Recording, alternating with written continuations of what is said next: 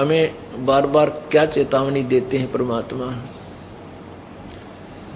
मन तो चल रे सुख के सागर, जहाँ शब्द सिंधु रत्नागर। मन तो चल रे सुख के सागर, जहाँ शब्द सिंधु रत्नागर। शब्द जैसे शब्द स्वरूपी राम अविनाशी परमेश्वर, शब्द कभी नष्ट नहीं होता। शब्द सिंधु, सिंधु माने वहाँ अविनाशी अमरत्व का सागर है। शब्द सिंधु रत्नागर, ओहो, रत्न मोक्ष रूपी रत्नों का आगार माने डिपो, यानी खान है वो। तो क्या कहते हैं, मन चल रहे सुख के सागर, जहाँ शब्द सिंधु रत्नागर। अब सुख सागर किसे कहते हैं कि जहाँ दुख ना हो। जैसे सागर में, समुद्र में जहाँ तक देखा जल ही जल होता है, उसमें अन्य वस्तु नहीं होती है।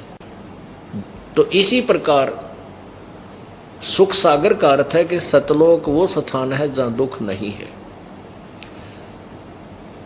शंखों लहर मेहर की उपजें, कहर नहीं जा कोई। दास गरीब अचल अविनाशी, सुख का सागर सोई। शंखों लहर मेहर की उपजे, जैसे दिन में या 2-4 दिन में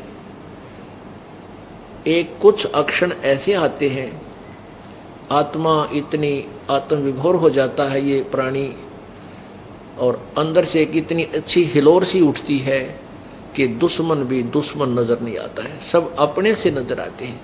उसके प्रति भी प्यार भर आता है, लेकिन वो होता है थोड़ी सी देर का। वो जो सुख है वो बिल्कुल न्यारा है। ना वो कितनी संतान उत्पत्ति, तो वो संतान प्राप्ति से हो सकता, ना चाहे करोड़ रुपये धन मिल जाए उससे भी वो सुख वैसा नहीं हो सकता। वो शंखों लहर मेहर की उपजे, उस सतलोक के अंदर ऐसी ऐसे सुख, ऐसा ऐसा जो प्रेरणाएं हैं, हिलोर शंखों लहर मेहर की उपजे, और कहर नहीं जा कोई। यहाँ तो वो कुछ ही अक्षरों की होती, वह मेहर की लहर, यानी सब पर दया आती है, और उसके बाद फिर वो ज्यों के त्यों कहर की लहर, न्यो कर दूंगा न्यो कर दूंगा। वो लड़का आज फेल हो गया, देख उसने 1 साल खो दिया, भैंस नहीं हुई, काटड़ा मर गया, यानी इस तरह के फिर वो कहर की लहर शुरू हो जाती है। यहाँ तो मच्छर से लड़े मिनट मिनट में इस पाप कर्मों के प्राणी के। तो परमात्मा ही दया करेंगे, ये तत्व ज्ञान और अपनी सतभक्ति रूपी मच्छरदानी आपको देंगे, जिससे आपको आपके कष्ट जो है नहीं आएंगे, आपको नहीं परेशान करेंगे पाप कर्म। एक यहाँ पर बहुत से एक ऐसे भी उदाहरण आते हैं कि किसी एक परिवार ने नाम ले लिया और उनके भूत बड़े थे। यहाँ तो ये ट्रीटमेंट तो वैसे होता है, ये 3 ताप का जो दुख है तो वैसे फरी, ये तो अपने आप भाग जाते हैं इस परमात्मा की मंत्र जन या अभ्यास से, जाप से अपने आप भाग जाते हैं। तो वो उनके भूत फिर उनके रिश्ते, यानी उन्हीं के चेता हुआ हम चले जाएं सारे। तो वो भूत जाकर बोल रहे हैं कि वहाँ तो हम ना जावा, थारा आगे, आपका आगे। तो वो चले फिर शाणा के उन जो है ना दुनिया बर्बाद करने वाले मूर्खों के पास जाड़े लानियाँ दौर। वो नो कहे हैं कि तुम्हारे उनने अपने भूत थारे भिजवा दिए। ये जो सतलोक आश्रम क्रोथा में आते हैं वो नो उनको उनके तरह को नहीं वहाँ, क्योंकि उनका तो मच्छरदानी लाग गई। अब वो दूसरों के वो कहते हैं कि उनने करवा दिया थारा, वो सारे तुम्हारे भिजवा दिए। अब वो जो उनके मूर्ख बक आए हुए फिर वो मारे भगता के लड़नों के तुमने मारा भिजवा दिया अपने भूत।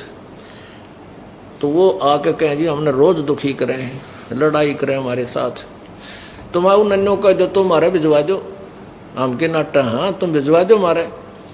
बेटी तुम्हारे तो मच्छरदानी लाग गई, ये मच्छर तो उनका लड़ेंगे जिनके मच्छरदानी ना लाएगी। यह सत्य परमात्मा की सत्य भक्ति रूपी मच्छरदानी तुम उनका लवा दो, उनका भी भाग जाएंगे कि तो और ठिकाना ढूंढ लेंगे।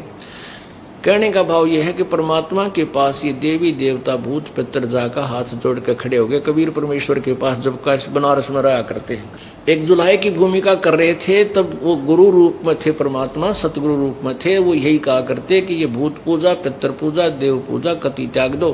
तुम्हारी गीता जी अध्याय नंबर 9 के श्लोक नंबर 25 में मना किया है कि भूत पूजेंगे भूत बनेंगे, पितर पूजेंगे पितर, देवताओं को पूजेंगे उनके नौकर वहीं जाकर उनके पास रह जाएंगे, और भगवान के पुजारी भगवान को मिलते हैं। तुम क्यों फिर ये डले ढो रहे हो? तो सभी जो भक्त थे वो परमात्मा के आदेश का पालन करके उन पितरों और भूतों की पूजा त्याग देते थे। और मंत्र के सामने ये परमात्मा का जो जाप दिया जाता है, ये भूत पितर प्रेत भाग जाते हैं कुछ दिनों में आप पे पेट छित के। तो अब उनको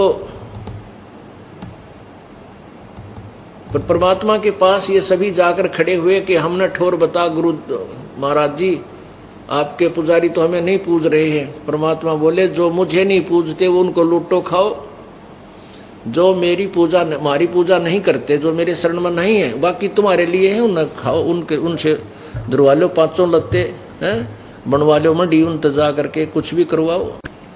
देवी देव ठाडे भय हमको ठोर बताओ।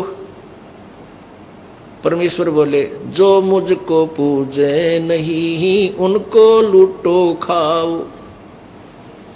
देवी देव ठाढ़े भये कि हमको ठोर बताओ, हमें जगह दो, कहाँ जाएं? परमात्मा बोले जो मुझको नहीं पूजते वो उनको लूटो खाओ, उनके पास जाओ, वो तुम्हारे लिए छोड़ रखे।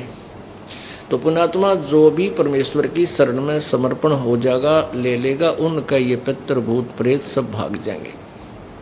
अगर वो कुछ दिन परेशान करते हैं तो आपकी वीकनेस के कारण आप दोगले से चलोगे जब तक होगा। जिस दिन आप अनन्य मन से प्रभु के चरणों में समर्पण कर दोगे फिर नहीं रहेंगे। ढूंढे भी ना पाओ पड़ोसियाँ तो भी दूर भागेंगे। आपके घर में जो परमात्मा की मंत्र वाणी चलेगी उससे भी उनका तीर से लगते हैं, ये भाग जाते हैं डरते। इस मालिक की वाणी में इतनी शक्ति है। और मंत्र का तो कहना है कि जो जाप आपको दिया जाता है सिमरन करने का, मोक्ष के लिए तो है ही है, लेकिन अन्य जो दुखदायी तत्व हैं वो भी दूर भाग जाते हैं। आपके ऊपर कभी भी कोई आपत्ति आवे, किसी भी प्रकार की कोई आकृति भयंकर, या अपने कोई स्वप्न में एक अपना नियम बनाओ, याद रखो इस बात को, उसी समय आप जो है ना श्वास का सिमरन, जो सत्य नाम है इसका सुमरण शुरू कर दो। तो उससे सिमरन करते ही वह सब भाग जाएंगे, निकट नहीं रहेगा, चाहे कितने भयंकर आपके ऊपर आपत्ति आ गई हो।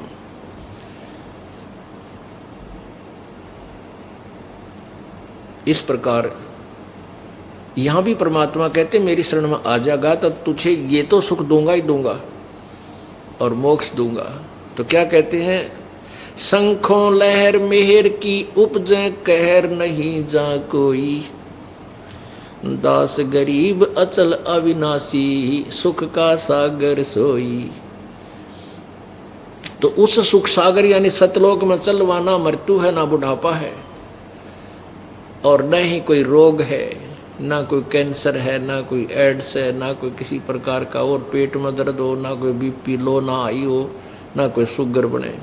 ऐसा अच्छा शरीर हमें मिलेगा वहाँ पर जो बिल्कुल उसमें कोई डिफेक्ट नहीं होता, कोई रोग नहीं होता। पुण्यात्माओं अपनी मृत्यु तो होगी, इसमें तो नो डाउट, मृत्यु तो होगी ही होगी, 10 दिन आगे पाछे होगी।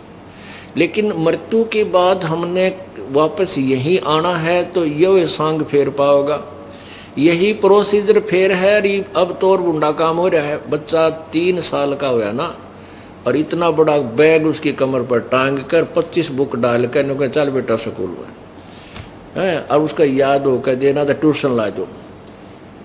अब कभी फेल, कभी पास, कभी बीमार, कभी कुछ, फिर मर पड़ कर ब्याह हो गया, ब्याह होने बालक कोई मर गया, कोई बच गया है, और किसी की नौकरी ना लगी, किसी की कोई विधवा लड़की विधवा हो गई, यानी ये बिरान माटी फिर शुरू। मनुष्य जीवन तो हो गया, इसमें सुख को नहीं। और जय फिर इस 84 लाख वाले कोलों में पड़ गए, गधे कुत्ते सुअर में फिर सुख नाम की बात कहाँ बाट कहाँ देखा। हम तो वैसे तो सुख यहाँ भी नहीं है, पर इस झूठे सुख को हम सुख मान रहे हैं। झूठे सुख को सुख कहे ये मान रहा मनमोद, ये सकल चबीना काल का, ये काल का आहार है सभी। और कुछ मुख में कुछ गोद, किसी को आज खा लेगा, बाकियों को सपेर रख रहा कल के लिए। तो इसने एक को भी नहीं छोड़ना, सबको खाना, चाहे राजा है चाहे रंग। हाँ, कबीर परमेश्वर की शरण में जो इस दास के मंत्र के साथ लगे हुए हैं, उनको काल नहीं खा सकता, उनके निकट नहीं आएगा, उनको तपस्या पर नहीं जाना। ना वो कुत्ते गधे सुअर बनेंगे। सतगुर के उपदेश का सुनिया लाया एक विचारे, जय सतगुर मिलते नहीं हम जाते नरक दुआरे। नरक द्वार में दूत सब ये करते खेचा ताने, उनसे कभू ना छूटते फिर फिरते चारों खानी। ओए होए, चार खाने में भरमते कभू ना लगते पारे, सो फेरा सब मिट गया हमारे सतगुर के उपकार। ओए होए, यदि अब कहते अब दिमाग में आवे ये बातें, अब माइंड काम करे हमारा, जय मालिक ना मिलते, ये सतगुरु ना मिलते, के बिरानवाटी होती। ओए होए, सत साही।